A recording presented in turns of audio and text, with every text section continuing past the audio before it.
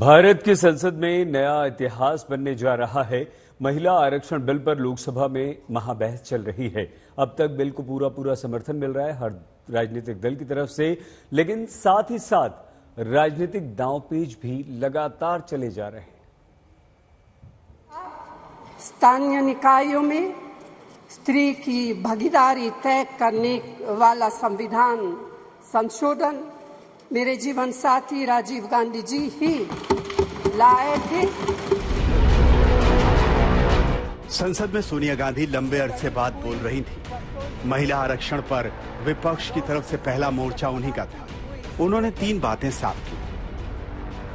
पहली तो ये कि ये बिल राजीव गांधी का है, यानी कांग्रेस का ही है, जिसे अब बीजेपी अपना बताकर पेश कर रही है। दूसरा ये कि कांग्रेस पार्टी इस बिल का समर्थन करती है, और तीसरा ये कि सरकार जनजातीय गणना भी कराए। पहली दफा स्थानीय निकायों में स्त्री की भागीदारी तय करने वाला संविधान संशोधन मेरे जीवन साथी राजीव गांधी जी ही लाए थे। उन्होंने लाए थे जो राज्यसभा में 7 वोटों से गिर गया था। बाद में प्रधानमंत्री पीवी नरसिम्हा राव जी के नेतृत्व में कांग्रेस सरकार ने ही उसे पारित कराया। महिला आरक्षण कानून के रास्ते में सबसे बड़ा कांटा कोटे में कोटे का है। इंडिया गठबंधन के कई सहयोगी आरक्षण में कोटे के समर्थन में है। जातीय जनगणना का राग जेडीयू ने आज फिर छेड़ा। ये महिला आरक्षण बिल आज इसकी जरूरत नहीं होती, लेकिन आपकी मंशा नहीं है। आप 334A जो आपने प्रावधान किया है वो अनिश्चित काल तक चलता रहेगा और 2024 का भारी जुमलेबाजी करके महिलाओं को छलने का काम करेंगे। लेकिन महिलाएं, इस देश की जनता आपकी जान गई है। आप भारी जुमलेबाज हैं। आपके किसी जुमले पर उसको भरोसा नहीं है, उसको विश्वास नहीं। विपक्ष सवाल पूछ रहा है, 2024 से पहले महिला आरक्षण क्यों नहीं? बिल के साथ जनगणना का ऐलान क्यों नहीं? सरकार आरक्षण लागू करने में तेजी क्यों नहीं दिखा रही? लेकिन इन सवालों का जवाब बीजेपी और केंद्र के मंत्री लगातार दे रहे हैं। ये बिल आपका नहीं है। आप जो बिल लेकर आए वो गलत बिल है, और यदि इसके लिए किसी ने आंदोलन किया तो वो गीता मुखर्जी है, वो सुषमा स्वराज है। आपने ये नहीं बोलकर इस महिला बिल में भी राजनीति करने की कोशिश की, और आज का पूरा क्रेडिट जो जीता वो सिकंदर, जो गोल मारता है, यहाँ बंगाल के लोग बैठे हुए हैं, जो गोल मारता है उसी के नाम से गोल माना जाता है। ये माननीय प्रधानमंत्री जी का बिल है, आपको ये मानना पड़ेगा। केंद्र सरकार की दलील है कि संवैधानिक प्रक्रिया से ही आरक्षण स्थायी होगा, पुख्ता आधार पर ही आरक्षण का कानून बनेगा। अदालत में चुनौती मिले तो दलील मजबूत रहे, परिसीमन होगा तो आरक्षण का आधार मजबूत होगा। फिलहाल महिला आरक्षण पर दोनों ओर से दांव चले जा रहे हैं। 7 घंटे की महाबहस है। सब अपने वोट बैंक को साधने में लगे हैं। हिमांशु मिश्रा, नई दिल्ली, आज तक। महिला आरक्षण बिल को दोनों सदनों से पारित कराने में अधिक मुश्किल नहीं होगी, लेकिन 2024 से पहले तो इसके अमल में आने की कोई संभावना नहीं है। कहा तो यह भी जा रहा है कि अमल में लाने के लिए 2029 तक का समय लग सकता है। महिलाओं को अधिकार देने का, महिलाओं की शक्ति का उपयोग करने का वो काम, शायद ईश्वर ने ऐसे कई पवित्र काम के लिए मुझे चुना है। इससे पहले कि 2024 के लोकसभा चुनाव की आहट गहरी होती, पीएम मोदी ने गेम बदल देने वाला दांव चल दिया। नारी शक्ति वंदन विधेयक के शक्ल में मोदी सरकार ने एक बड़ा दांव चला है।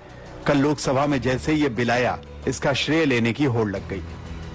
हम आर्टिकल 330A में अमेंडमेंट कर रहे हैं, जिसके माध्यम से लोकसभा में reservation of seats for schedule caste and schedule tribe जो प्रावधान पहले से है उसी में ही हम 33% महिलाओं के आरक्षण की बात कर रहे हैं। उसी में अभी जैसे 543 हमारी लोकसभा की सीट है, जैसे ही ये बिल पास होगा, ये कानून बनेगा, उसके बाद वर्तमान में लोकसभा में जो संख्या जो कि सबसे ज्यादा है 82 महिलाओं की संख्या है, वो 181 हो जाएगी इस कानून के पास होने के बाद। कितना क्रांतिकारी कदम हम उठा रहे हैं, आप इसके समर्थन में नहीं हो क्या? 1989 में जब राजीव जी प्रधानमंत्री थे तब स्थानीय निकायों के चुनाव में उन्होंने 1/3 आरक्षण महिलाओं के लिए सुनिश्चित किया था। तत्पश्चात कांग्रेस की सरकारों ने लगातार प्रयास किया कि महिला आरक्षण का बिल पास हो, कानून बने।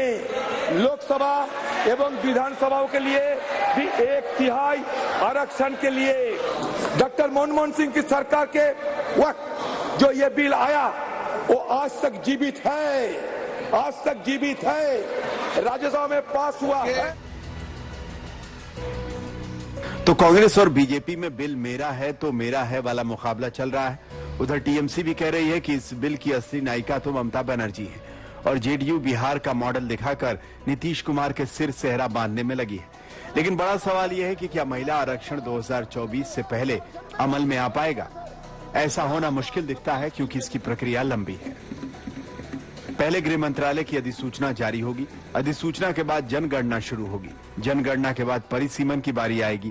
परिसीमन आयोग 33% सीटों का चयन करेगा। सीटें तय होने के बाद ही महिला आरक्षण लागू हो पाएगा। ये सच है कि लोकसभा और राज्यसभा संसद के दोनों सदनों में मिलाकर सरकार को बिल पारित कराने में ज्यादा मशक्कत नहीं करनी पड़ेगी, लेकिन जनगणना से परिसीमन तक लंबा वक्त लग सकता है। आपको ये भी बता दें कि विधेयक में एक नया अनुच्छेद 334A जोड़ने का प्रस्ताव है। अनुच्छेद के तहत आरक्षण सीटों के परिसीमन के बाद प्रभावी होगा। परिसीमन के लिए जनगणना होना जरूरी है। पहले जनगणना 2021 में होनी थी, लेकिन कोविड की वजह से टल गई। अब 2024 से पहले जनगणना होना संभव नहीं लग रहा। ऐसा माना जा रहा है कि जनगणना 2024 के बाद ही होगी और 2026 तक जनगणना हो पाएगी और 2029 से पहले महिला आरक्षण मूर्त रूप नहीं ले पाएगा। अब इसे आप कानूनी पेचीदगियां कहें या सोचा समझा दांव, महिला आरक्षण के श्रेय की लूट भले हो, लेकिन आधी आबादी के हाथ अभी खाली ही रहने वाले हैं। हिमांशु मिश्रा, दिल्ली, आज तक।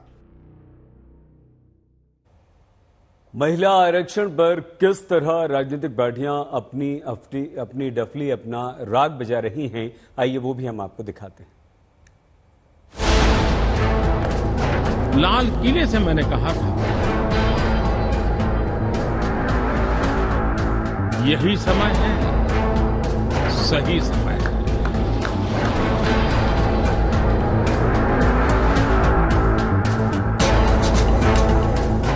लालू प्रसाद यादव की आरजेडी को SC, ST, OBC महिलाओं के लिए अलग से आरक्षण चाहिए।